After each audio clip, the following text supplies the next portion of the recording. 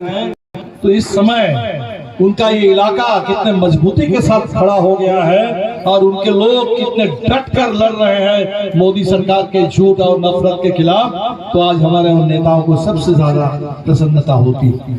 साथियों, चुनाव का समय है और ये समय होता है जवाब मांगने का, हिसाब लेने का। पिछले 10 साल से मोदी सरकार सत्ता में काबिज है, 2014 से अब 2024।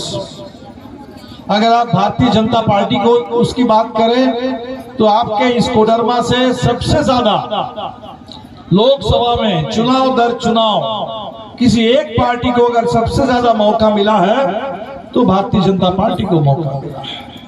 अगर हम अपने इलाके के सांसद की बात करें तो अन्नपूर्णा जी भले लंबे समय तक राष्ट्रीय जनता दल से जुड़ी थी, पिछले चुनाव से ठीक पहले दल बदल करके भारतीय जनता पार्टी में गई, सांसद बनी, मंत्री भी हैं, तो हिसाब देना चाहिए।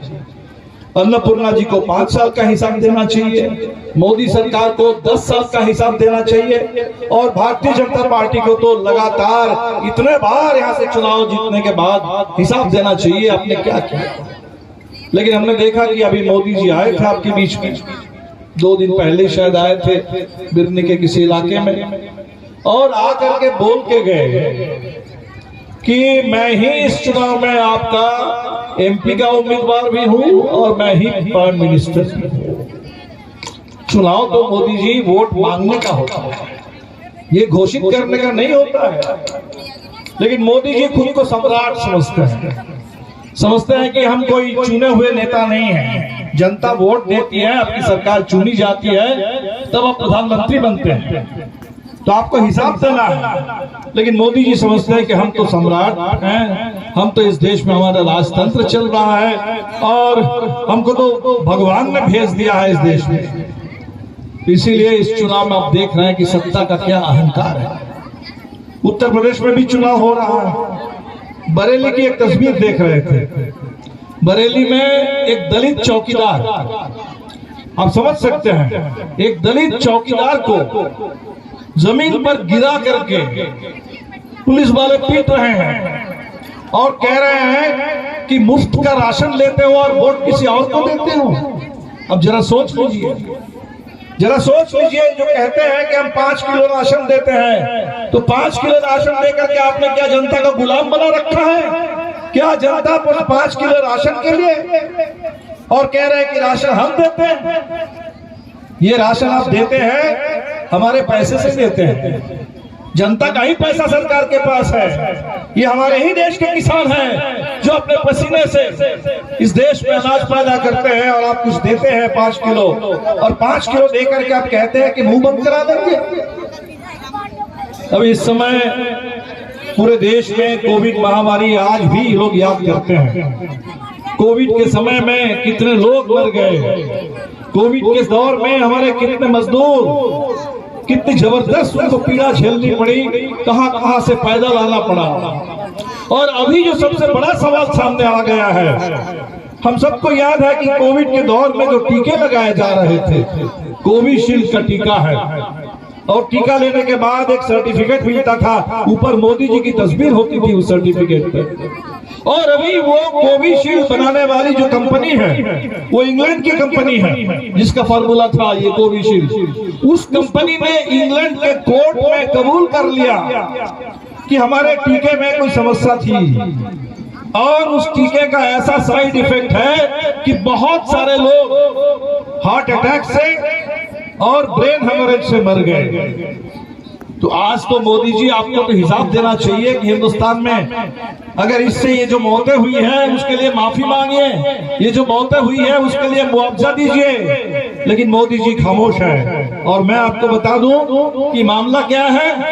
ये जो टीका बना था, जिस टीके के बारे में उस समय भी बहुत सारे दुनिया में डॉक्टरों के मन में संदेह था, वो टीके बनाने वाली जो कंपनी है सीरम इंस्टीट्यूट, उसने 50 करोड़ का चुनावी चंदा भारतीय जनता पार्टी को दे रखा था। वो इलेक्ट्रल बॉन्ड उसने खरीद रखा था और उसी के टीके इस देश में लोगों के ऊपर लगाए गए। तो आप देख रहे हैं कि चुनाव जनता तो 10 साल का हिसाब मांग रही है, जनता हिसाब मांग रही है और मोदी जी के पास कहीं कोई हिसाब नहीं है। और इसीलिए अनाप शराब बोल रहे हैं, अनाप शराब बोल रहे हैं कि इंडिया की सरकार बनेगी तो आपके पास अगर 2 भैंस है तो 1 भैंस है लोग चुरा के लेकर चले जाएंगे। अब ये बातें मोदी जी कर रहे हैं।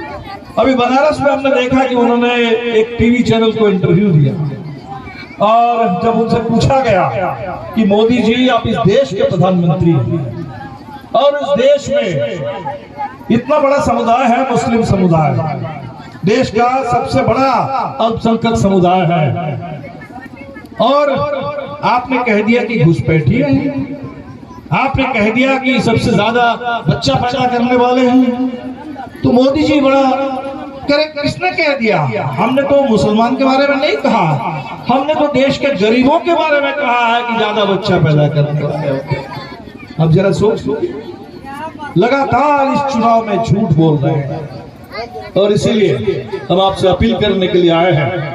10 साल ये आपको भी समझ है कि बहुत होता है, कोई 1 महीना 2 महीने की बात तो है नहीं, 10-10 साल, 10-10 साल मोदी जी को मौका दिया गया और मोदी जी ने पूरे हिंदुस्तान को लूट लिया, ठग लिया। देश के नौजवान सबसे ज्यादा ठगे हुए महसूस कर रहे हैं, क्योंकि जो बात थी 2 करोड़ रोजगार, और आज हिंदुस्तान के नौजवानों के सामने कहीं कोई स्थायी रोजगार नहीं है। देश की महिलाओं के सामने कहीं कोई सम्मान सुरक्षा की कोई गारंटी नहीं है, कहीं कोई रोजगार की गारंटी नहीं है। और इसीलिए हम लोगों ने इंडिया गठबंधन में जिन विषयों पर सबसे ज्यादा बात हुए हैं उन तमाम पदों को तत्काल भरना है। 30 लाख पद खाली है और 1 करोड़ कम से कम सरकारी नौकरी, वो सरकारी पद उसको सृजन करना है। महिलाओं के अंदर इस देश में आपने कहा, आपने महंगाई ठोक दिया लोगों के ऊपर, पेट्रोल की कीमत, डीजल की कीमत, रसोई गैस की कीमत कहां पहुंच गई? आपने किसी जमाने में उज्ज्वला गैस के लिए सिलेंडर थमाया और वो सिलेंडर भरने का किसी के पास पैसा नहीं है, वो गैस लोग नहीं खरीद सकते। हम लोगों ने तय किया कि हिंदुस्तान के तमाम जितने गरीब परिवार हैं तो हर गरीब परिवार में उस परिवार के एक महिला के नाम पर सालाना 1 लाख रुपए देने की गारंटी करनी होगी। ये इंडिया गठबंधन ने वादा किया है। इंडिया गठबंधन ने वादा किया है जो देश के किसान जिस सवाल को लेकर के लड़ रहे हैं सबसे ज्यादा कि हमें अपने फसल की सही कीमत चाहिए। मोदी जी कहते हैं कि हम तो आपको सम्मान दे रहे हैं। क्या सम्मान दे रहे हैं? कि हम आपको भेजते हैं सालाना, महीने में 500 रुपए के हिसाब से 6000 भेज देते हैं। किसानों ने कहा कि आपको 6000 देने की कोई जरूरत नहीं है, आप एक सीधी बात कह दीजिए कि इस देश में हम जो पैदा करते हैं, जो अनाज हम पैदा करते हैं, तो हमें अपने फसल के लिए सही कीमत मिल जाए। जो स्वामीनाथन आयोग ने कहा उस आयोग के मुताबिक हमें कीमत मिल जाए, इसकी आप गारंटी कर दीजिए, बाकी हमें आपसे कोई पैसा नहीं चाहिए। लेकिन मोदी जी कहने के लिए तैयार नहीं।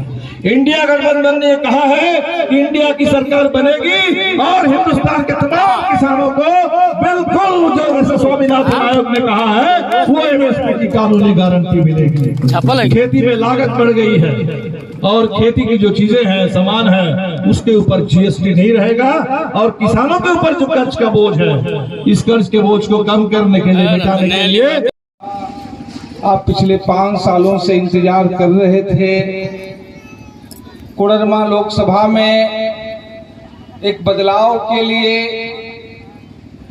दोबारा सत्ता में आने के बाद जब आपने देखा कि यह सरकार लूट की, झूठ की, धोखे की और खास करके कोविड के समय जब आप तमाम, आपके बाल बच्चे, भाई तमाम, चाहे लॉकडाउन हो और उसके बाद कोविड के दौरान जब आप परेशान हो रहे थे, तब आपने देखा कि अच्छे दिनों की कहने वाली सरकार आपके बुरे दिनों में, आपके परेशानियों के दिनों में न इनके सरकार न इनके नुमाइंदे आसपास कहीं भटक रहे थे।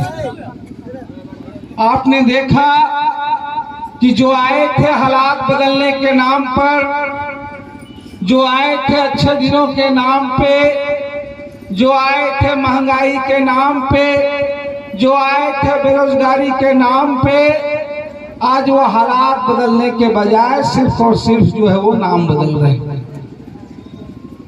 आपने देखा कि जो आज आपसे कह रहे हैं कि अब की बार 400 पार, उनके लिए डीजल 100 रुपये पार, पेट्रोल पार, गैस पार, ये उनके लिए एजेंडा नहीं है, ये उनके लिए सवाल नहीं है। हमारे तमाम नौजवान जो लोग पेट्रोल पंपों में जाते थे कि तमाम पेट्रोल पंपों में आपको याद होगा 22 तक है कि 22 तक सबको प्रधानमंत्री आवास, उनको लगता था कि ये डीजल ये पेट्रोल के लिए जो उनकी राशि वसूली जा रही है शायद इसी से ही प्रधानमंत्री आवास मिलेगा। लेकिन आपने देखा डीजल पेट्रोल के तो दाम नहीं बढ़े, डीजल और पेट्रोल के तो दाम बढ़े, गैस के तो दाम बढ़े, लेकिन जो 2022 तक का प्रधानमंत्री आवास का बोर्ड था वह सारे पेट्रोल पंपों से जो है वो उतर चुका है। और कल प्रधानमंत्री जी आए थे 2 दिन पहले बिरनी में, तो जो आप कह रहे हैं, हम सब कह रहे हैं कि ये सरकार लूट की, झूठ की, धोखे की सरकार है, वो आप साफ जाहिर हो गया। उन्होंने कहा कि भाई प्रधानमंत्री आवास के लिए जो है वो सूची बनाए। आप तमाम लोगों को याद है, वो जमुआ हो, गिरिडीह हो, तमाम हो कि झारखंड में सबसे ज्यादा प्रधानमंत्री आवास की कटौती हुई है, तो वो गिरिडीह में और गिरिडीह में ये जमुआ इलाके में सबसे ज्यादा आवास की कटौती हुई है, जहां लगातार जो है डबल इंजन 4 इंजन वाली जो है